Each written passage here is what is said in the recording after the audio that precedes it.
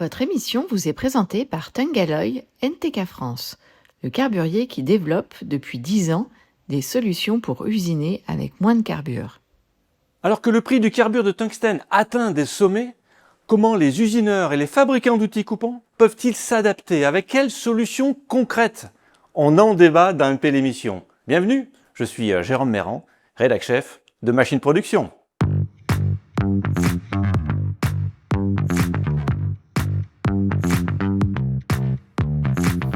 Je suis ravi d'accueillir sur le plateau de MP l'émission William Mayence. Bonjour. Bonjour Jérôme. Alors vous êtes directeur général de Tungalloy NTK France, un fabricant d'outils coupants. C'est bien ça. Philippe Boisseau, bonjour. Bonjour Jérôme, bonjour à tous. Et vous êtes directeur général de Mercurial, un groupement d'achat pour l'industrie en France. C'est cela. Et enfin, je suis en compagnie de Malcolm, journaliste à la rédaction de Machine Production. Bonjour Jérôme. Bienvenue à tous les trois sur le plateau de MP l'émission. Alors, avant de parler des solutions pour limiter l'impact de la hausse des prix du carbure de tungstène chez les usineurs, Malcolm, est-ce que tu peux nous rappeler le contexte de cette flambée des prix? Alors effectivement, on assiste à une hausse qui pour le coup est assez vertigineuse. Pour reconstituer l'historique, je suis remonté au premier semestre de 2025, au moment où tout allait bien. Les prix étaient plus ou moins stabilisés autour de 40 à 45 euros le kilo de tungstène de carbure de tungstène, excusez-moi. Et puis c'est à partir de là qu'on observe l'augmentation. Entre mai et juin, on observe une augmentation qui est équivalente à celle du premier semestre et on dépasse alors les 50 euros pour 1 kg de carbure de tungstène. Et puis à partir de là, l'augmentation est exponentielle. Donc on est à 80 euros en septembre, 100 euros en novembre, 150 en janvier, 200 en février, de sorte qu'en fin mars 2026, le kilo de carbure de tungstène atteint les 276 euros. Pour comprendre cette augmentation, il y a un chiffre à retenir, c'est 83%. C'est la part de la Chine dans les extractions mondiales de carbure de tungstène. Or, la Chine, depuis 2 ans et demi, elle fait deux choses. Elle extrait moins. Donc, on parle de plusieurs milliers de tonnes par an en moins de tungstène. Et elle exporte moins pour privilégier sa production domestique. Tout cela, ça occasionne une contraction de l'offre de tungstène et donc une augmentation des prix. En plus de ça, on observe la concurrence d'autres secteurs, la défense, les batteries des véhicules électriques, l'électronique, les panneaux photovoltaïques également, de sorte que la situation commence vraiment à être préoccupante, notamment pour les fabricants d'outils coupants qui sont en première ligne. Il faut donc trouver des solutions et c'est pour ça que nos invités sont sur le plateau aujourd'hui. Eh bien, merci Malcolm pour cette synthèse très claire. Philippe, quelle variable pourrait déterminer une tendance à la hausse ou à la baisse? Déjà, peut-être que la Chine réouvre ses frontières pour l'exportation. Deuxième, ce sont aussi les budgets de la défense qui sont en augmentation sur tous les pays globalement. Et puis peut-être le drill, baby drill aussi qui soit un peu moins important puisque les forages consomment beaucoup de carbure également aux États-Unis. Ce contexte, est-ce qui vous paraît durable et structurel ou au contraire plutôt uniquement conjoncturel? Qui saurait le dire? On voit déjà qu'il y a une augmentation qui est irréfutable depuis, et comme vous l'avez dit Malcolm, depuis quelques mois maintenant. On voit sur les dernières semaines, là par contre, on a une chute, donc c'est difficile de savoir ce qui va se passer. Bon, globalement, on est dans une économie quand même plus tendue sur l'économie de guerre en général, donc il y a une tension. Et puis on a en face un monopole. Donc quand on a un monopole, on est un peu lié. Quand on achète en face d'un monopole, en tant que client, on est un peu assujetti. Donc je pense qu'il y a quand même un phénomène qui est durable et peut-être des variables qui vont être conjoncturelles avec l'économie de guerre, oui. Alors William, chez Tungalloy, vous disposez de plusieurs solutions pour réduire les coûts d'usinage. Mais ça commence d'abord par les plaquettes, expliquez-nous. Effectivement, donc chez Tungalloy NTK, donc au-delà d'avoir mis en place des solutions pour garantir nos approvisionnements, pour produire nos plaquettes. On a développé maintenant depuis 10 ans, on a intégré l'éco-conception dans la production de nos outils. Et l'idée, c'était de préparer à ce nouveau monde des matières premières très chères en faisant plus ou en faisant mieux avec moins.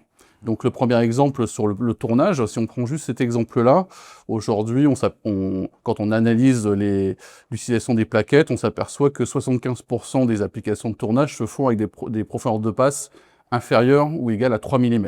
Donc aujourd'hui, clairement, les plaquettes utilisées sur le marché sont surdimensionnées.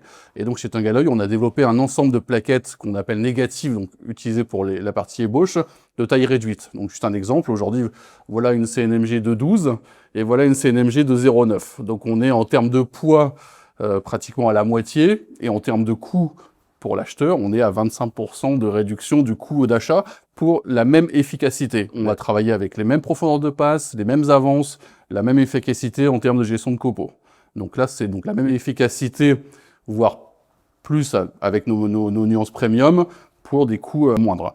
Et l'autre exemple sur les plaquettes qu'on appelle plaquettes positives, donc qui sont jusqu'à présent des plaquettes positives non réversibles. Donc aujourd'hui, ces plaquettes étant non réversibles, elles sont limitées en termes de nombre d'arêtes de coupe. Et chez Tinguelloy, l'objectif a été pour la même masse de carbure d'avoir plus d'arêtes de coupe. Donc aujourd'hui, un exemple avec cette plaquette qui est une plaquette positive pour les applications de finition, on a rendu cette plaquette réversible, donc on passe simplement de 2 à 4 arêtes de coupe. Et donc là, pour la partie achat, c'est plus de 50% d'économie en termes de coût. Donc voilà. Donc ça, bien sûr, ça nécessite de mettre en place d'autres méthodes de travail au niveau de l'atelier, mais aujourd'hui, l'enjeu en vaut clairement la chandelle. Alors, une autre solution, c'est de remplacer plusieurs outils par un seul outil multifonction. Effectivement, donc avec notre gamme Tungboard Mini, donc un outil qui va permettre à la fois de percer, d'alléger, de faire du tournage, de dressage de face, tournage extérieur. On va pouvoir avoir avec une seule plaquette, donc toujours on met en avant le poids du carbure, donc avec une seule plaquette, on va pouvoir remplacer un forêt en carbure monobloc qui peut ressembler à ça. On va remplacer donc une plaquette pour faire l'alésage et une plaquette pour faire le tournage extérieur. Donc avec un outil, on va remplacer 3 autres outils. Donc là, clairement, le gain, il est à la fois opérationnel, moins de temps de changement d'outil, des opérations plus rapides et des gains énormes sur le coût outil-pièce. Sachant que là, ce n'est qu'une plaquette. Ce n'est qu'une plaquette remplace un qui outil est toujours réversible. Donc ouais. voilà, donc 2 arêtes de coupe. Pour ceux qui travaillent avec des outils carbure monobloc, qu'est-ce que vous proposez? Donc là, c'est clairement l'enjeu aujourd'hui, puisqu'on voit l'explosion des prix au niveau du monobloc. Donc pareil, chez Tinguelloy, ça fait longtemps qu'on a travaillé sur le sujet. On a développé plusieurs solutions, donc qu'on appelle indexables. Donc l'idée, c'est de pouvoir remplacer, donc aujourd'hui, clairement, un forêt monobloc. Donc vous voyez, donc vous avez la partie coupante et vous avez tout le corps de l'outil en carbure. Et au prix du carbure, c'est un outil qui va coûter très cher en remplaçant donc en gardant uniquement la tête de perçage en carbure qui se monte sur un corps en acier. En acier. Et donc là, en termes de coût outil-pièce, c'est pareil, c'est des gains qui sont très importants pour la même efficacité. Effectivement, quand on voit la différence entre la tête de l'outil. Donc là, c'est la tête qui perce, et là, vous avez tout le corps en carbure. Donc même efficacité, même conditions de coupe, on peut même avoir des conditions de coupe plus élevées puisqu'on ne va pas préserver l'outil pour du réaffûtage. Donc voilà, donc même performance.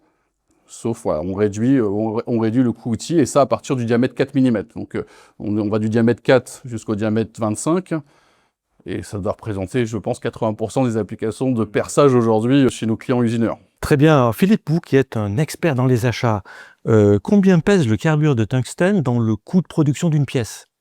Oui, alors déjà, ça va dépendre de la compétitivité de l'offre. Nous travaillons avec, dans le groupement d'achat Mercurel, avec Tinguelloy et d'autres carburiers, mais en général, on dit que l'achat d'outils carbure représente aux environs de 5% de la pièce usinée, en fait, aux environs de. Alors ça va dépendre aussi des sujets, mais c'est un peu difficile aussi de savoir ce que le carbure lui représente lui-même dans l'outil, dans le prix de l'outil. Ça, ce sont des sujets qui convient de discuter avec les vendeurs. On dit qu'il faut des acheteurs responsables, mais dans ces périodes de crise, il faut aussi des vendeurs responsables. Donc il faut qu'on arrive à décomposer, alors en gardant les informations, on va dire, qui sont à préserver pour chacun, mais je pense que c'est un sujet qu'il faudra sans doute aller plus loin si la crise perdure et augmente encore. Oui. Et durable.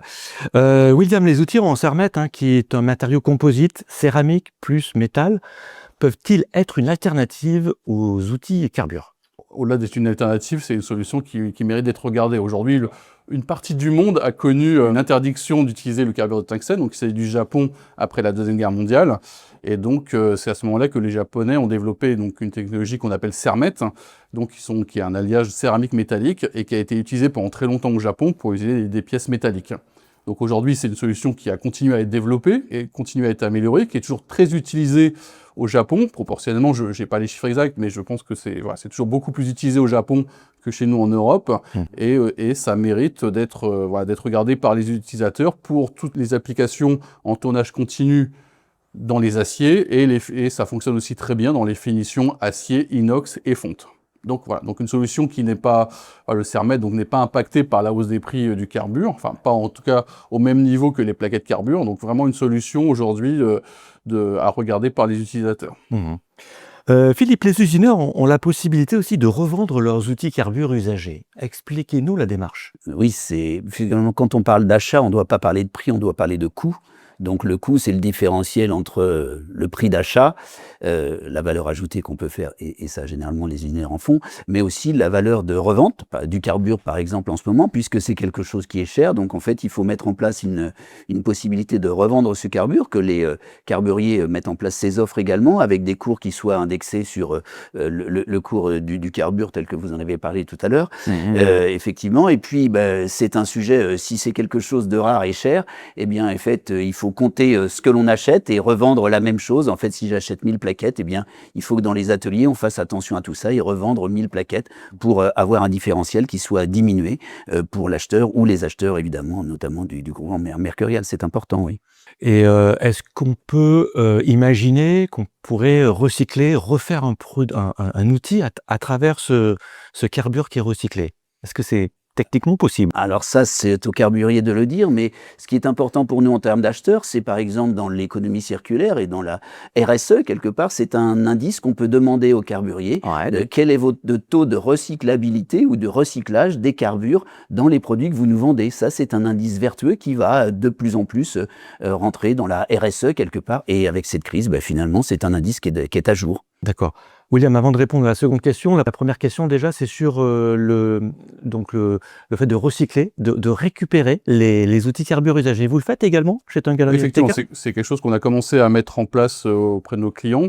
Donc l'idée, c'est de pouvoir récupérer les plaquettes, les outils usagés au prix du rachat du marché. Donc c'est quelque chose qui évolue toutes les semaines. On propose ça à nos clients et de leur proposer donc des avoirs ou des bons d'achat pour acheter du matériel neuf. Donc clairement de valoriser ces déchets précieux. Exactement. Ce déchet précieux, effectivement. Et deuxième question, alors est-ce que vous, derrière, vous recyclez vos outils avec ces déchets-là? Donc non, nous les plaquettes, enfin les outils repartent vers un spécialiste du recyclage, donc ne sont pas réintégrés dans notre production. Et je pense pas sincèrement que ça soit qu'on puisse réutiliser les plaquettes usagées pour fabriquer des plaquettes neuves. Mais par contre, le carburant de tungstène en l'état, il a de multiples utilisations par la suite. Donc c'est pour ça que ça reste un produit très valorisé en termes de recyclage. Ouais. Voilà. De réutilisation plutôt. De réutilisation. Voilà. William, vous proposez aussi des armoires connectées dans votre offre, mais en quoi c'est une solution par rapport à la hausse des prix du carburant? Justement, quand on commence à gérer des matières précieuses, il faut y faire très attention, et donc on va arrêter de parler d'armoires connectées, mais de coffres-forts connectés, effectivement.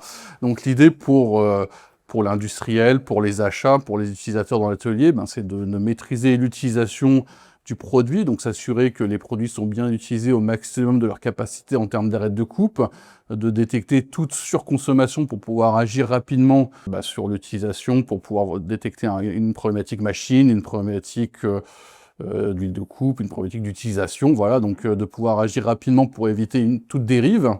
Et également, donc, par rapport à la crise qu'on vit et l'augmentation des prix, peut-être un changement d'attitude auprès des clients avec des surconsommations, donc de pouvoir piloter les réappros et de s'éviter toute rupture d'achat et toute rupture de produits qui entraînerait des arrêts machines qui sont très coûteux pour l'industriel. C'est aussi donc piloter l'utilisation, sécuriser les process bien sûr, mais aussi donc piloter les achats pour pouvoir s'assurer d'avoir toujours le matériel à disposition pour pouvoir produire.